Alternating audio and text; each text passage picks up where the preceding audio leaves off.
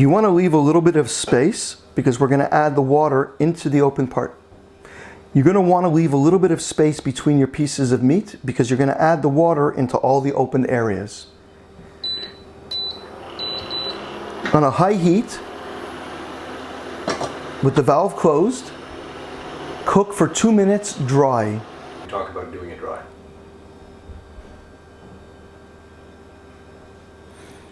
Now you want to cook your chicken for 2 minutes with the cover on, valve closed, with nothing in the pan. You're cooking dry. Now you want to cook it for 2 minutes with no water, completely dry, and with the valve closed. Yes. Now you want to cook it for 2 minutes with no water, completely dry, with the valve closed on high heat.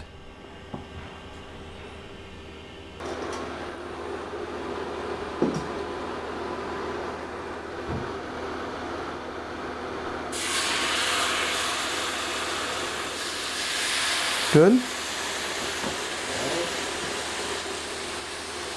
Okay, well now, now you want to go back to this. Can you see me? Can you see the pan? Yeah. Now you just want to shake the pan. Yeah, you see we screwed it up. Hold on a second.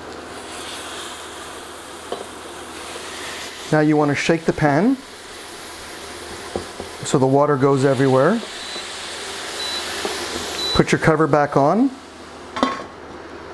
and again cook it for 2 minutes. Now you want to put your cover back on and cook it for 2 more minutes. Flip it.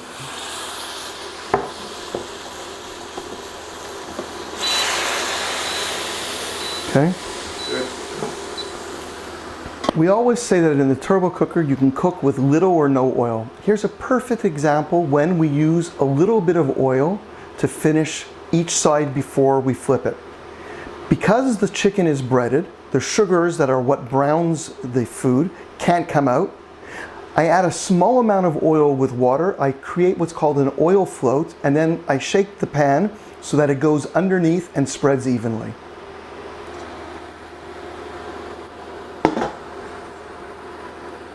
Add a little bit of oil in the open areas. When I say a little bit, I mean just a little bit.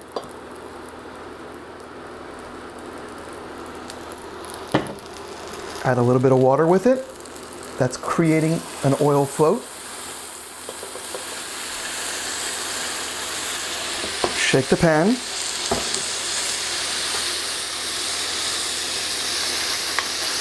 Just separate the chicken loosely.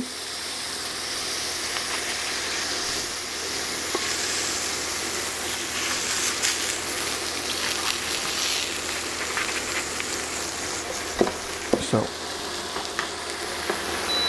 spread it evenly. Put your cover back on, and you're going to cook it for 1 minute. Remove your cover and flip each piece of chicken, gently scraping it so you don't take the coating off. And that piece of chicken is screwed.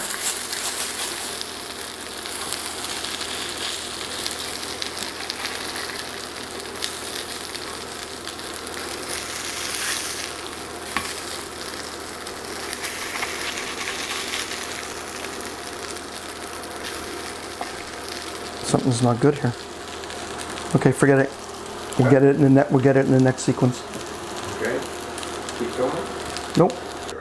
So here's something fun you can do. Since we're making more than just one portion of chicken, I have to feed 6 people for supper tonight. Take your steam rack, remove the rack itself, and now, using any aluminum dish that'll fit inside. You want me to redo that? Yeah, let's just do it. See if it... So here's a little Chef Randall tip. Tonight I'm making supper for 6 people, which means I'm going to be cooking more than 1 layer of chicken at a time. So what I'll do, take my steam rack, I'll detach the rack itself, I'll take a regular aluminum dish that fits inside,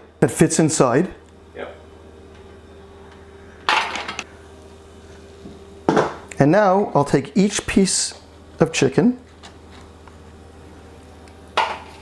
I'll put it inside the pan,